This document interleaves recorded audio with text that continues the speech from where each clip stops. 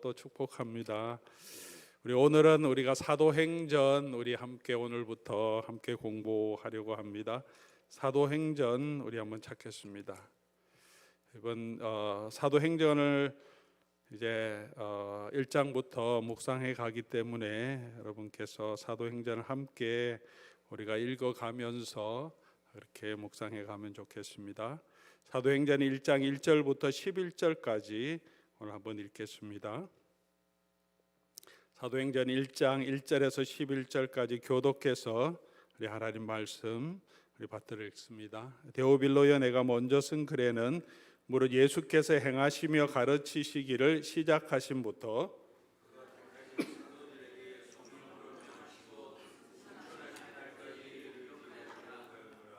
그가 고난 받으신 후에 또한 그들에게 확실한 많은 증거로 친히 살아계심을 나타내사 40일 동안 그들에게 보이시며 하나님 나라의 일을 말씀하시니라.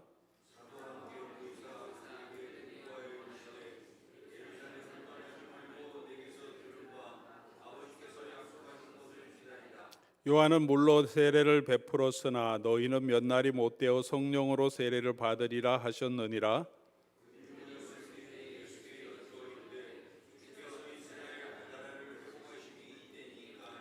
이르시되 때와 시기는 아버지께서 자기의 권한에 두셨으니 너희가 알 바 아니요 오직 성령이 너희의 권능을 예루살렘 사마리아와 땅 끝까지 이르러 내 증인이 되리라 하시니, 이 말씀을 마치시고 그들이 보는데 올려져 가시니 구름이 그를 가리어 보이지 않게 하더라.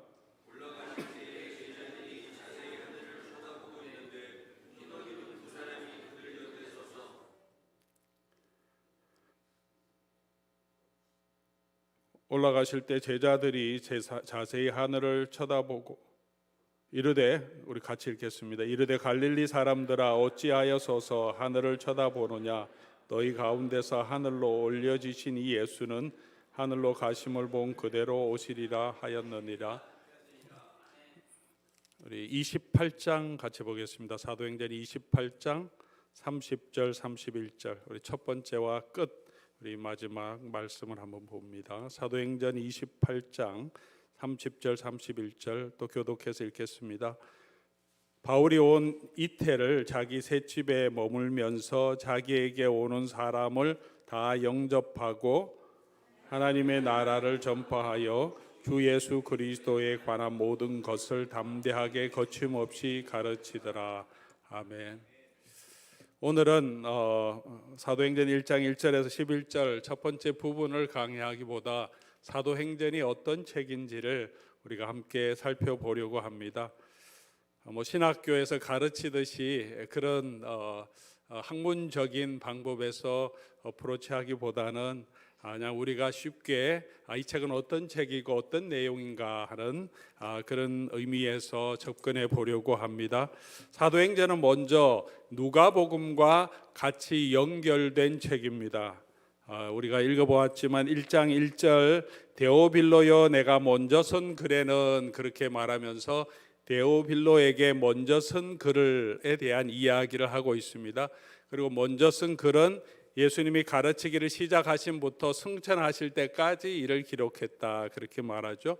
누가복음을 보면 누가복음 1장 1절에서 4절까지 보면 우리 중에 이루어진 사실에 대하여 처음부터 목격자와 말씀에 일꾼된 자들이 전하여 준 그대로 내력을 저술하려고 붓을 든 사람이 많은지라. 복음서를 쓴 사람이 여럿 있다는 거죠. 우리가 가지고 있는 복음서와 마태도 있고 마가도 있고 요한복음도 있으니까요. 근데 누가는 그 모든 일을 근원부터 자세히 미루어 살핀, 나도 누구에게 이 누가복음을 헌정하냐 하면 데오빌로 각하에게, 동일한 데오빌로에게 차례대로 써 보내는 것이 좋을 줄 알아서 썼다. 그리고 이 누가복음은 맨 마지막에 어떻게 끝나냐 하면 이제 예수님이 승천하시는 그 모습으로 끝납니다. 그러니까 사도행전 1장 1절에서 2절까지 보면 이제 누가복음과 바로 연결되는 모습을 볼 수 있습니다. 그렇게 누가가 첫 번째 책에서는 예수님이 사역 시작하실 때부터 승천하실 때까지, 그럼 이 두 번째 책에서는 언제부터 이를 기록하냐면 예수님이 승천하신 그때부터. 그래서 1장에 오늘 우리가 읽었지만 예수님 승천하신 모습이 나오죠. 그리고 마지막에 제자들에게 사명을 주신 모습이 나오고, 그렇게 승천하신 후에 하나님의 복음이 어떻게 이 모든 그 당시에 로마 제국 전 세상에 전파되었느냐 하는 내용을 기록하는 책임을 우리가 알 수 있습니다. 이 사도행전의 내용은 우리 다시 한번 정리하면, 하나님의 나라의 복음이 어떻게 예루살렘에서부터 땅 끝까지 그랬는데, 이 사도행전은 이제 로마까지죠. 그런데 로마까지만이 아니라 계속해서 거침없이 담대하게 계속 복음은 증거되고 있는 진행형인 모습을 보여줍니다. 사도행전까지 기록된 것은 예루살렘에서부터 시작된 이 복음이 어떻게 해서 이 로마 제국 전역에 다 전파되고, 지금 있는 이제 사도 누가가 이 책을 기록하고 있는 그 시점에 로마까지 전파되었느냐 하는 그 하나님의 나라의 복음에 전파되는 과정을 우리에게 기록하고 있습니다. 다시 말하면 사도행전의 내용은 하나님의 나라의 복음에 대한 일이라는 겁니다. 오늘 본문에도 우리가 나오듯이 사도행전은 예수님께서 제자들에게 명령하시면서 어디서부터 이 복음이 전파되냐면 예루살렘에서, 그리고 온 유대와 사마리아와 땅 끝까지 그렇게 전파되기를 되게 된다고 설명하고 있습니다. 지도가 여러분 정확하게 잘 보이진 않겠지만 이게 지중해 가운데고, 그냥 큰 그림만 보시면 됩니다. 화살표가 시작하는 곳이 예루살렘 지역이죠. 그리고 그곳에서부터 예루살렘과 온 유대와 사마리아에서 시작해서 땅 끝으로 가는데, 땅 끝은 첫 번째 지역은 가까운 소아시아 지역이고, 그 다음에 넘어가서 마게도니아 지방, 그리스, 지금 그리스가 있는 지방이죠. 거기서 넘어가서 로마까지 이렇게 차례대로 복음이 전파되는 과정을 기록하고 있습니다. 그리고 그 내용은 하나님의 나라의 복음이라는 거죠. 예수님께서 부활하신 후에 제자들에게 나타나서 말씀하시면서 40일 동안 무슨 이야기를 하셨나 하면, 여기 있죠. 하나님의 나라의 일을 말씀하셨다. 예수님께서 이 땅에 오셔서 이루신 일이 뭐냐면 하나님의 나라의 일이에요. 그 하나님의 나라에 우리가 들어가서, 하나님의 나라에 들어가고 하나님의 나라가 우리에 임할 때 우리가 하나님의 나라의 축복을 받는 겁니다. 구원은 뭐냐? 저와 여러분이 하나님의 나라에 들어가는 것, 또 하나님의 나라가 우리에게 임하는 것이 성경이 말하는 구원의 개념입니다. 하나님의 나라가 임한다는 것은 하나님의 통치가 우리 가운데 임하는 거죠. 하나님의 다스림이 우리에게 임하고, 우리가 그 하나님을 우리의 하나님으로, 우리의 왕으로 모시고 하나님의 뜻대로 살아갈 때 하나님의 온전한 통치, 모든 악한 것들이 다 제거되고 악한 영들이 다 제거되고 하나님의 온전한 통치가 이루어지는 그곳이 무엇이냐 하면 그곳이 하나님의 나라입니다. 그 하나님의 나라로 우리가 들어가는 것이 구원이에요. 하나님, 예수님이 이 땅에 오신 것은 그 하나님의 나라가 어떻게 우리에게 임했고, 지금 우리에게 어떻게 임하고, 그리고 앞으로 그 하나님의 나라가 어떻게 완전하게 임할 것인지를 우리에게 보여주는 거죠. 초림을 통해서 하나님의 나라가 시작되게 하시고, 재림을 통해서 하나님의 나라가 완성되는 이야기를, 그것이 구원의 이야기고, 그 이야기를 예수님께서 우리에게 말씀하신 그 복음 안의 핵심 내용입니다. 그래서 예수님이 제자들에게 부활하신 다음에 다시 말씀하셨는데, 하나님의 나라의 일을, 이 일은 예수님이 생전에 가르치실 때, 그리고 부활하신 후에도 계속해서 말씀하셨던 내용이죠. 그리고 이스라엘 제자들도 주께서 이스라엘 나라를 회복하심이 이때니까 그렇게 말합니다. 그리고 이 복음이 전거돼서 맨 마지막에 우리가 읽었던 것처럼 사도 바울이 로마에서 이 사도행전 맨 마지막에 계속해서 가르치고 강론하는, 설교하는 내용이 있는데, 그 내용이 뭐냐 하면 하나님의 나라를 증언하는 거죠. 복음은 뭐냐 하면 이 하나님의 나라를 선포하는 거고 31절에도 하나님의 나라를 전파하며 주 예수 그리스도에 관한 모든 것을 전한다.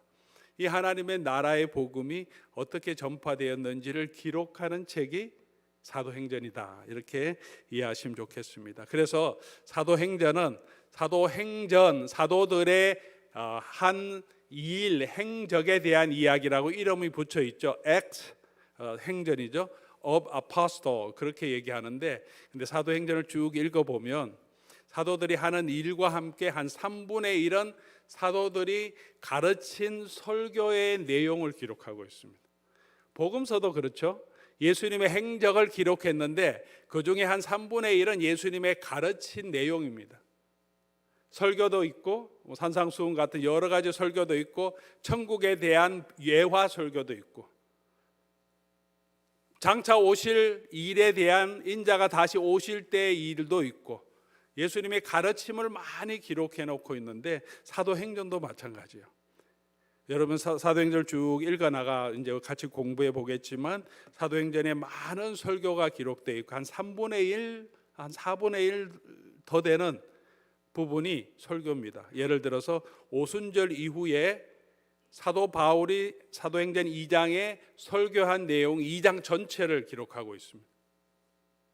성령 받았다고 시작하면서 이제 예루살렘에서 성령 받은 후에 사도 베드로가 일어나서 설교하는 내용, 3장에 가면 베드로가 성전에 들어가서 또 솔로몬의 행각에서 설교하며 가르치는 내용이 또 3장에 기록되어 있습니다. 7장에 가면 스데반의 설교가 7장 전체를 다 기록하고 있습니다. 10장에 가면 베드로가 고넬료 집에서 고넬료에게 설교하는 내용이 거의 10장 절반을 차지할 정도로 그 내용을 기록하고 있습니다. 물론 베드로는 그보다 더 길게 설교했겠죠. 요약해서 기록해 놓았지만 그래도 그 요약된 내용이 있습니다. 11장에 가서는 베드로가 고넬료의 집에서 있었던 일과 하나님께서 보여주신 내용을 예루살렘 교회에 사역 보고하는 내용이 또 기록되어 있습니다. 13장에 가면 바울이 비시디아 안디옥에서 설교하는 내용, 회당에서 설교한 내용이 또 길게 기록되어 있고요. 15장에 가면 예루살렘 공의회에서 바울과 베드로와 야고보가 설교하는 내용이 또 기록되어 있습니다. 17장에 바울의 아테네 설교가 기록되어 있고 22장에 가면 사도 바울이 예루살렘 성전에서 유대인을 향하여서 설교하는 내용, 그리고 공회 앞에서 산헤드린 공회 앞에서 다시 증언하는 내용, 아그리빠와 베스도 앞에서 또 한 장 전체를 변명하고 자기의 복음을 설명하는 내용이 있습니다. 이렇게 하나님의 복음을 우리에게 사도들의 행정과 함께 하나님의 복음의 내용이 무엇인지도 우리에게 전해주는 것이 사도행전이다. 그렇게 조금 이해하시면 좋겠습니다. 두 번째로 이 사도행전은 사도들의 행전이지만 성령 행전이다. 이렇게 표현할 수 있습니다. 사도들의 이야기지만 성령께서 주관해서 일하신다. 다시 말하면 하나님의 나라의 일은 누가 주관하시냐 하면 성령께서 이끌어 가시는 일인 거죠.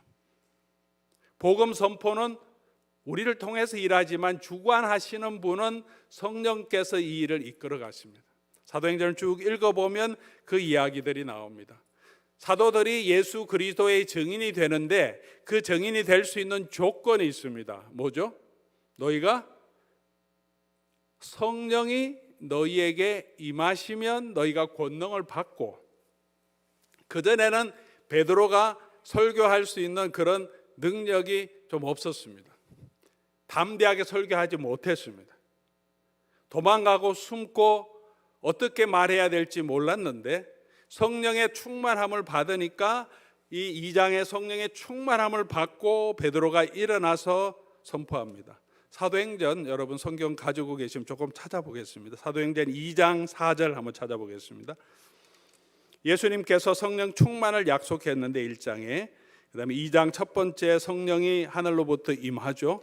2장 4절, 그들이 다 성령 충만함을 받고 성령이 말하게 하심을 따라 다른 언어들로 말하기 시작하니라. 그리고 성령의 충만함을 받아서 베드로가 또 일어나서 예수 그리스도의 복음을 선포합니다.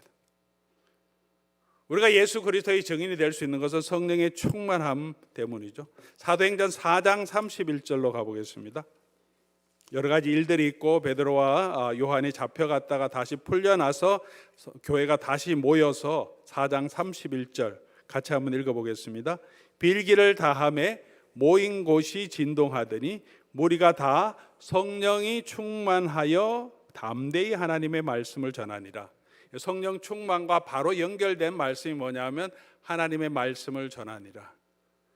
오순절에 성령의 충만함을 받고 뭐 했냐면 다 일어나서 하나님의 말씀을 선포했습니다. 다른 언어로 방언으로 하는 것도 중요하지만 그 방언보다 더 중요한 핵심이 뭐냐면 사람들이 알아들을 수 있도록 하나님의 말씀을 선포하게 능력을 주셨다는 거예요. 또 성령의 충만함을 받고 이 4장에도 다 담대하게 어떻게 하나님의 말씀을 선포하게 하고 예수님의 증인이 되게 하셨습니다.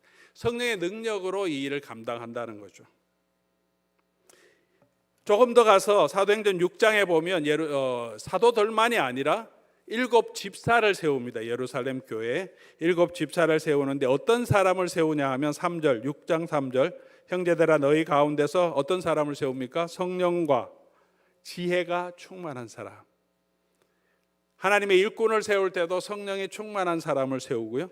그리고 그 성령이 충만한 사람이었기 때문에 스데반이 8절 가서 보시면 6장 8절 스데반이 은혜와 권능이 충만하여 큰 기사와 이적을 행하고 10절 스데반이 지혜와 성령으로 말하므로 성령이 충만하니까 성령으로 말하게 합니다.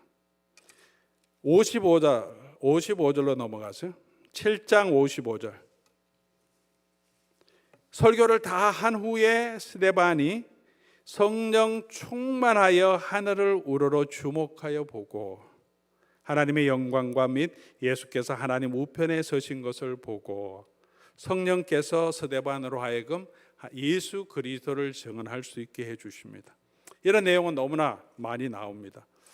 사도 바울을 예수님께서 부르실 때도 예수님의 영이 그를 부르시죠. 다메섹 도상에서. 그리고 예수님을 만난 후에 바울도 복음을 전하기 전에 어떤 일이 있었냐 하면 성령의 충만함을 받습니다. 사도행전 9장 17절 말씀. 조금 뒤로 가서요. 9장 17절 말씀.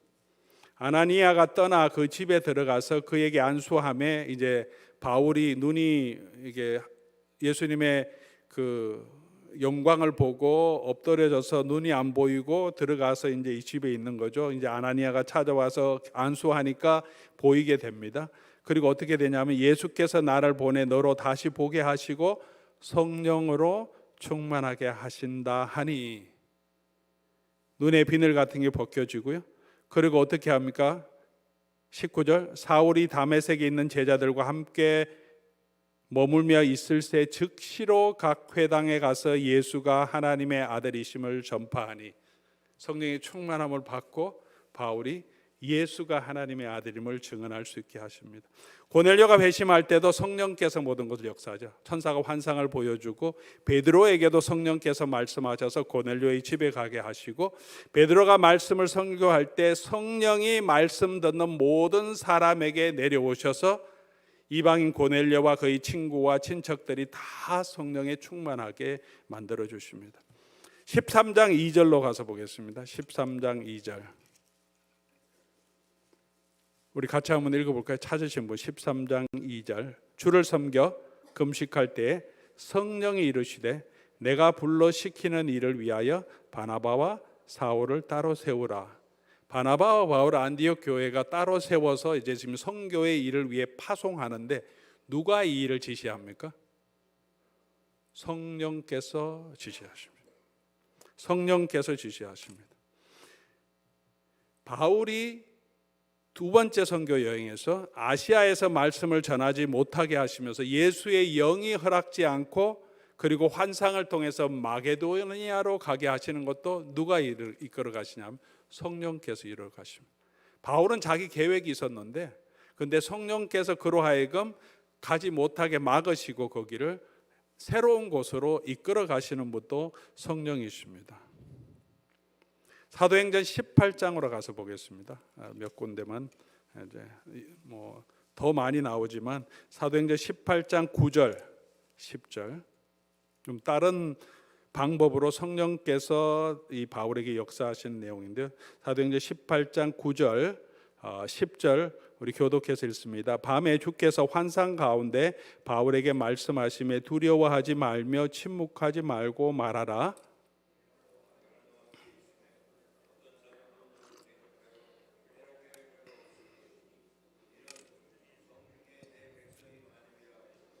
이 내용은 사도 바울이 고린도에 갔을 때 거기서 전도하고 또 일하면서 전도하는 내용인데, 고린도가 엄청난 큰 도시였고 그리고 엄청나게 타락한 도시고 또 신전도 엄청나게 많은 곳이었습니다.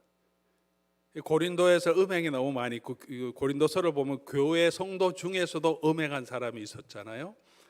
그러니까 이곳에서 와서 사도 바울이 복음을 전하다 보니까 그 당시에 고린도가 엄청나게 크고 부유한 상업 도시였어요. 근데 이곳에 와서 복음을 전하다 보니까 너무 부패하고 타락하고 이런 세속 문화가 꽉 절어 있고, 신전 아폴로 신전이 고린도 그 광장에 크게 있고 산 위에는 아프로디테 신전이 있고, 그런 곳에서 복음을 전하다 보니까 사도 바울이 많이 위축되는 것 같아요. 그래서 밤에 환상 가운데 바울에게 주의 영이 나타나셔서 두려워하지 말라, 내가 너와 함께 하겠고 이 성에서 많은 사람이 예수를 믿을 거다. 그렇게 바울을 위로해 주고 힘을 줍니다. 누가? 연약하고 우리가 마음이 두려워할 때 성령께서 나타나서 위로해 주시고 힘을 주시는 거죠. 가는 길도 인도해 주시고 파송하게 이끌어 주시고 또 위로해 주시는 분이죠. 풍랑을 만났을 때 뭐 좀 지나가서 풍랑을 만나서 27장에 사도 바울이 로마로 갈 때 풍랑을 만날 때 이제 배가 파선할 때가 돼서 사람들이 막 무서워하니까 사도 바울이 일어나서 사도행전 27장 23절 뭐라고 그러냐면, 여러분 걱정하지 마세요. 왜냐하면 하나님의 사자가 밤에 내게 나타나서 우리 이 배에 타고 있는 사람 아무도 죽지 않을 거라고 말씀하셨습니다 하면서 사람들 위로해요. 그리고 짐은 다 버리고 파선되면서 다 헤엄쳐서 이 해변가로 가게 됩니다. 그때도 사도 바울도 두려웠겠죠. 큰 풍랑이 수일 동안 있었기 때문에 파선되면 죽음의 두려움이 있었는데 하나님의 사자가 나타나서 바울을 위로해 주시고 또 바울과 함께 있는 사람을 지켜주시겠다고 말씀해 주십니다.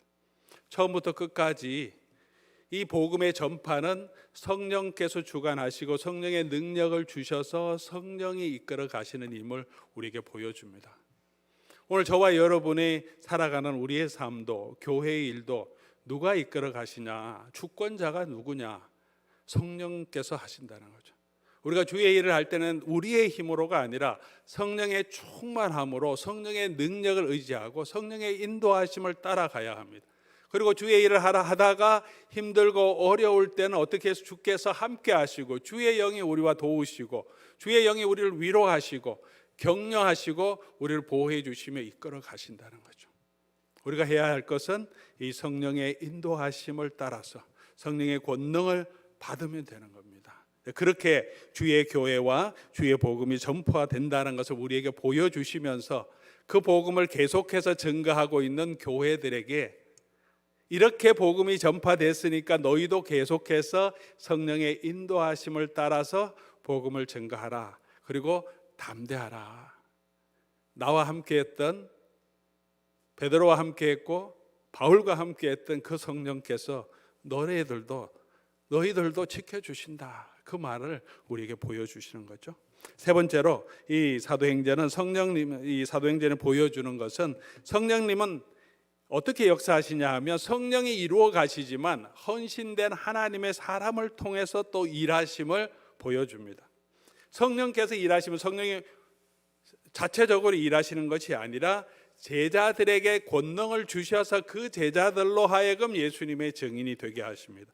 제자들뿐만이 아니라 120명의 성도들이 같이 성령 충만함을 받습니다.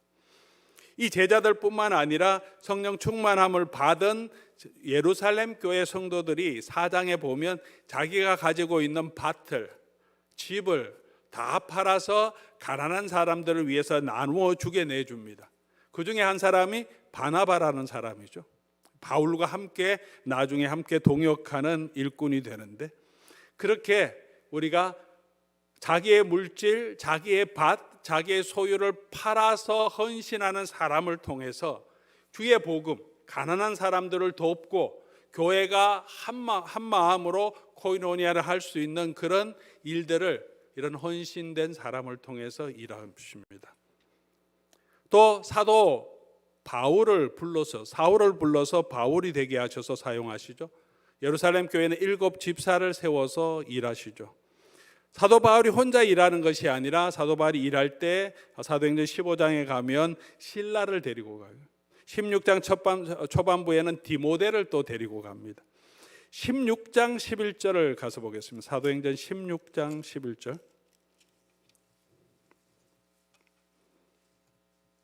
이 사도행전은 이 16장에서 이 주어가 좀 바뀝니다. 그전에 3인칭으로 이 서술됩니다.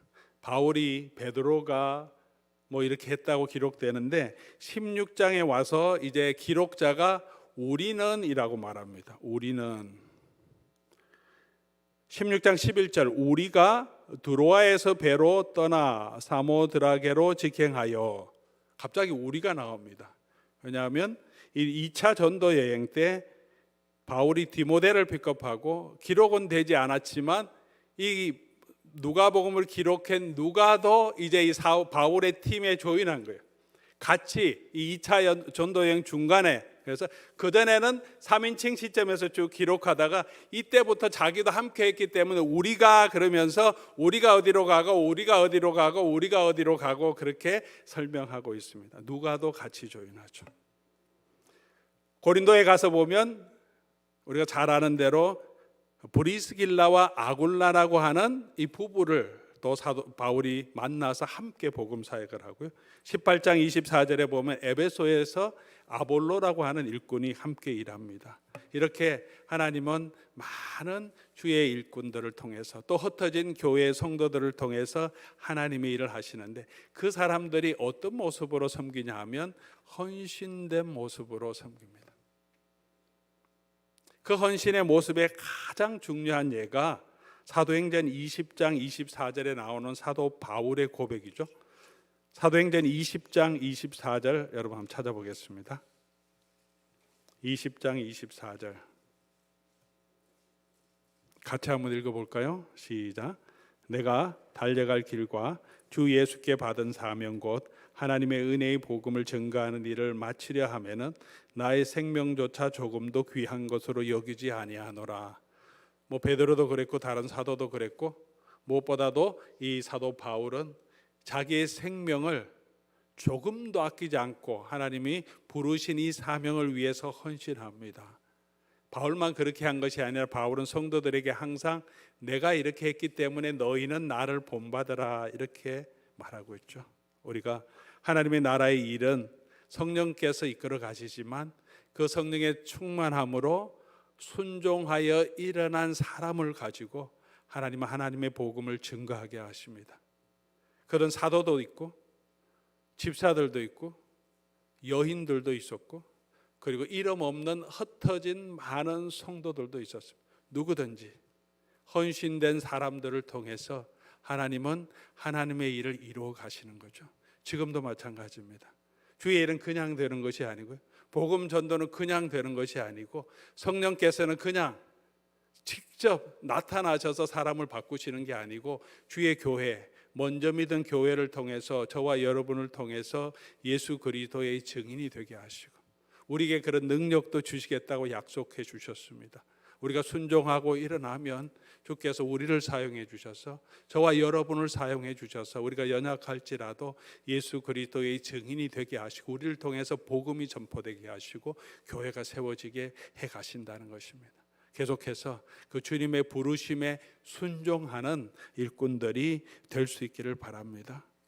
이 복음의 전파를 통해서 이 사도행전이 보여주는 것은 뭐냐면, 복음의 전파를 통해서 궁극적으로 교회가 세워짐을 보여줍니다. 교회가 세워지는 거예요. 복음 전파로 끝나는 것이 아니라 복음 전파는 교회를 세워가는 일에 하나의 도구로 사용합니다. 예루살렘에 복음을 선포했습니다. 베드로가 선포했죠. 그러면서 그 예루살렘 교회에 사도행전 6장 7절에 보면 하나님 말씀이 점점 왕성하여 예루살렘에 있는 제자의 수가 점점 많아진다. 예루살렘 교회가 이렇게 세워지고 허다한 무리도 이 도에 복종하게 됩니다. 사도행전 9장 31절은 그리하여서 온 유대와 갈릴리와 사마리아 교회가 평안하여지고, 다음 단계죠. 이곳에 복음이 전파되면서 그곳에 있는 교회가 평안하게 됩니다. 11장 21절 22절 가면 시리아에 있는 안디옥 교회가 세워지는데 그의 손이 그들과 함께 하심에 수많은 사람이 믿고 주께로 돌아오고, 그래서 그 소리를 듣고 예루살렘 교회가 이 소식을 듣고 바나바를 안디옥에 보내서, 그곳에 믿는 공동체가 있기 때문에 바나바를 보내서 그곳에 가서 목회하게 합니다. 그러면서 많은 사람이 더 전파되며 이 안디옥에 교회가 세워집니다. 루스드라와 이고니온 비시디아에 갔다가 돌아오는 길에 이렇게 기록하는데요. 그 각 교회에서 장로들을 택하여 금식 기도하며 그들이 믿는 주께 그들을 위탁하고, 복음을 전가한 그곳에 루스드라에 이고니온에 비시디아의 안디옥에 교회를 세우는 거죠. 그 후에 2차 전도 여행 때도 마찬가지로 빌립보에 가서 빌립보에 교회를 세우고, 데살로니가에 가서 교회를 세우고, 베레아에 가서 교회를 세우고, 아테네 내려와서 그리고 고린도에 가서 교회를 세우고, 에베소서 가서 에베소에서 교회를 세우고, 로마에 가서, 로마는 이미 교회가 있어서 로마 교회를 더 든든하게 말씀 위에 세워갑니다. 복음 전도를 통해서 우리 해야 되는 궁극적인 일은 전파하는 그 예수님을 믿고 믿는 무리들이 모여서 교회를 세워서 그 교회가 주의 복음 전가를 할 수 있도록 세워가는 것, 그렇게 교회가 서가는 모습을 사도행전은 우리에게 보여줍니다. 그리고 또 한 가지는 이 사도행전은 이 교회가 복음 전파가 그냥 이루어지는 것이 아니라 외적인 박해, 내적인 어려움에도 불구하고 복음이 전파됨을 우리에게 기록한 책임, 보여주는 책입니다.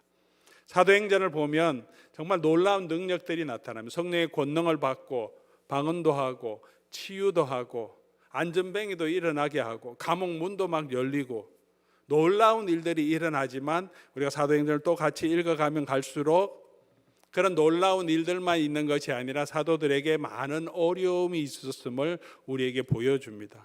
어떤 어려움이 있습니까? 사도들이 먼저 예루살렘 공회에 또 장로들에게, 이 제사장들에게 핍박을 받죠. 끌려가고 감옥에 갇히고 매를 맞습니다.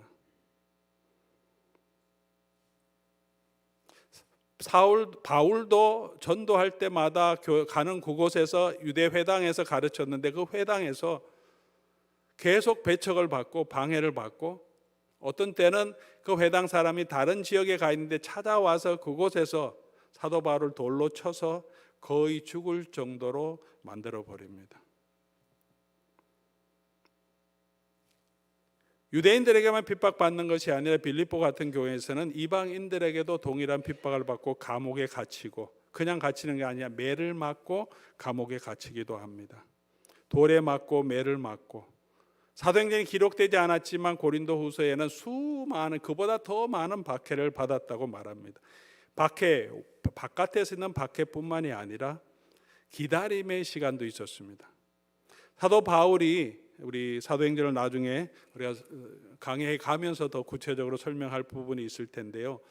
사도 바울이 예수 그리스도를 믿고 다메섹에서 아라비아에서 3년을 있다가 예루살렘으로 이제 피신해 옵니다. 그곳에서 바울을 죽이려고 하니까 예루살렘에 내려와요.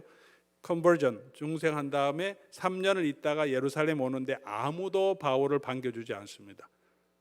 바울을 믿지 않습니다. 몇 명만 보고 다시 바울을 다소로 보냅니다. 유대인들이 죽이려고 했기 때문에. 다소로 보낸 다음에 그 다음에 바울이 등장하는 게 언제 등장하냐면 안디옥 교회로 등장하는데, 성경은 바로 기록하고 있는데 그 기간이 적어도 6년에서 7년이 지난 후의 일입니다. 사도 바울이 다소에서 6년이나 7년 정도를, 그동안의 기록은 없어요. 기록은 없는데 다소에 그냥 혼자 보내졌다는 정황만 있습니다. 예루살렘 성도들, 예수를 믿는 사람들이 아무도 그를 영접하지 않죠. 유대인들은 이제 바울을 어떻게 생각합니까? 이 배신자예요. 자기들과 함께 교회, 이런 이단 사상이라고 그들 유대인들이 생각하는 이 나사렛 교를, 예수 그리스도의 교도를 핍박하다가 완전히 바뀌어져서 다른 편에 섰는 완전 배신자예요. 유대인들에게도 사도 바울은 배신자고, 그리스도인들도, 예수를 믿는 사람들도 그를 무서워해서 가까이 하기 싫어서 자기 집에 가 있는데, 우리 바울이 40에 하나 감암매를 수도 없이 3번이나 더 맞았다고 하는데, 태장으로. 이 40에 하나 감암매는 우리 신명기에 오늘 묵상했지만 유대인의 율법에 나오는 벌입니다. 일반 그냥 로마 법정에서 주는 법이 아니에요. 그 40에 하나 감암매를 어디서 맞았을까? 사도행전을 쭉 보면 사도 바울이 복음을 전하면서 유대인들에게 핍박을 받는데 40에 하나 감암매는 안 맞고 돌에 맞기는 여러 번 합니다. 배척당하기도 하고. 40에 하나 감암매는 어디서 맞았을까? 학자들이 추측하기를 다소에 있을 동안에, 그거에 큰 유대인 커뮤니티가 다소에 있었거든. 바울의 집도 있었고, 그것을 복음 전하는 동안에 혼자 아무도 반겨주는 사람이 없어요. 혼자 복음을 전하다가 유대 회당에서 잡혀와서 너 하지마, 40에 하나 감암매를 맞았어요. 또 복음 전해, 또 끌려와서 또 맞고, 또 끌려와서 또 맞고 했다는 거죠. 근 6, 7년 동안 아무도 알아주지 않는 곳에서. 그 후에 이제 안디옥에 불려가서 같이 사역을 하면서 이제 사도 바울의 이름이 이제 교계에도 알려지게 됩니다. 그런 외로운 기간을, 고난을 당하면서 견뎌냈다는 거예요. 그것뿐만이 아니라 사도 바울이 2차, 3차 전도 여행한 다음에 로마로 가고 싶었어요. 로마까지 복음을 전가하고 싶어서 예루살렘 갔다가 로마 가려고 했는데 못 갑니다. 거기서 잡혀요. 그래서 죄수가 돼요. 가이사랴에 이제 붙들려서 그것에 감옥에 있는데, 이 로마 법정에서는 죄가 없다고 판결하지만 안 풀어줍니다. 왜 안 풀어주냐면 뇌물 받으려고. 돈 주면 풀어주려고 하는데 그냥 그러고 그냥 묵혀놨는데, 얼마나 있냐면 2년이 넘게 감옥에 가다 놉니다. 지금 사도 바울은 마지막 생에 로마까지 복음을 전하고 서바나까지 가서 복음을 전하고 싶은데 그냥 갇혀 있는 거예요. 아무것도 할 수 없이. 그냥 갇혀서 2년 이상의 세월을 그냥 허송하고 있는데 그 기간을 기다려냅니다. 2년이 지나고 총독이 바뀌면서 이제 로마로 호송하는 일들이 생겨가는 거죠. 6, 7년을 혼자서 고난당하면서 기다리는 기간도 있었고, 또 정말 열심히 복음 전하고 자기 계획은 있는데 그게 막혀서 또 2년 이상을 그냥 감옥에 갇혀서, 그때는 크게 고문은 당한 것은 아니지만 할 수 있는 것이 없이, 목적 없이 그냥 붙잡혀 있는 거예요. 할 수 있는 건 아무것도 없이, 풀어주지 않으니까. 그러면서 기다리는 시간도 있었습니다. 내부적인 어려움도 있었습니다. 예루살렘 교회가 헬라파, 그 다음에 히브리파 이렇게 갈라져서 구제 때문에 싸우는 것도 있었고요. 신학적인 논쟁이 있었습니다. 할례 받은 사람은 할례를 받아야 되냐 말아야 되냐, 누가 정말 교회의 멤버로 우리가 받아줄 수 있냐는 아주 심각한 신학적인 논쟁이 있어서 교회 성도들끼리 막 다투는 일까지 있어서, 그래서 예루살렘 공회도 모였습니다. 사역 방향의 차이 때문에, 신학적인 내용은 전혀 아니에요. 사역 방향 때문에 이 마가를 데려갈 거냐 말 거냐 하는 그 일 때문에 바나바와 바울이 엄청나게 싸웠다 그럽니다. 그래서 싸움의 결과로 둘이가 갈라질 정도로 싸워버렸어요. 그런 일들도 있었다는 거예요. 이 복음 전파하는 데는 박해도 있고, 개인적으로 기다려야 하는 시간도 있고, 길의 위험도 있고, 고난도 있고, 내적인 어려움도 있었어요. 성경이 그렇게 보여줍니다. 사도행전이. 신학적인 갈등도 있고, 그룹 간의 충돌도 있고, 그냥 사역 방향 때문에 또 엄청나게 다투는, 의견이 맞지 않아서 그런 것도 있는데, 그럼에도 불구하고 어려움이 없이 복음이 순탄하게 전파되는 것이 아니라 내적인 어려움, 외적인 어려움, 엄청나게 많은 어려움이 있지만 그것을 넘어서면서 복음은 계속해서 전파되고 있음을 보여줍니다. 그렇게 사도행전 28장 31절 말씀이죠.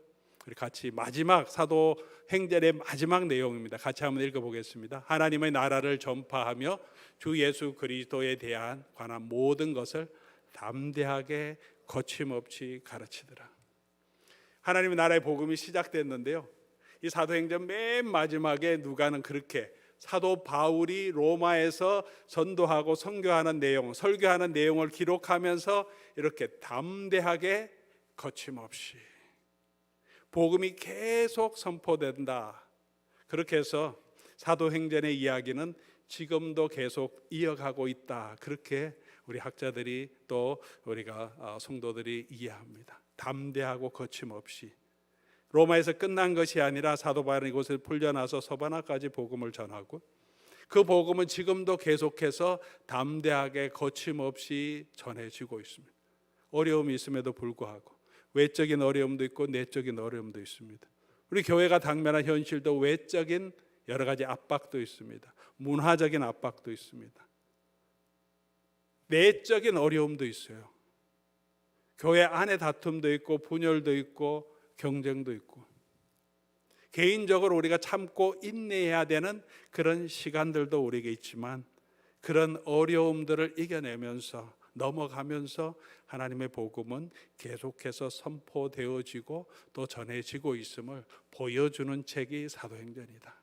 그렇게 그 하나님의 복음, 성령께서 우리에게 주셔서 능력으로 이끌어 가시며 예수 그리스도께서 우리에게 맡겨주신 이 사명을 교회가 거침없이 담대하게 계속해서 이 일을 하도록 우리에게 보여주는 책이 사도행전입니다. 사도행전 내용을 이제 한 부분 한 부분 살펴가면서 성령께서 교회를 어떻게 사용하시고 어떤 능력을 주셨는지, 하나님의 일꾼들은 어떤 헌신을 가지고 이 복음에 헌신하며 사역했는지, 그 결과로 하나님께서는 어떤 역사를 이루었는지 우리가 살펴보면서 저와 여러분에게 주시는 귀한 도전들을 같이 묵상해 나가며 저와 여러분들도 예수 그리스도의 복음의 증인으로 서갈 수 있기를 바랍니다. 우리 같이 한번 우리 하나님 말씀 생각하면서, 주님 말씀하시면 내가 나아가리다, 주님 뜻이 아니면 내가 멈춰서리다, 주님이 주시는 그 말씀대로 내가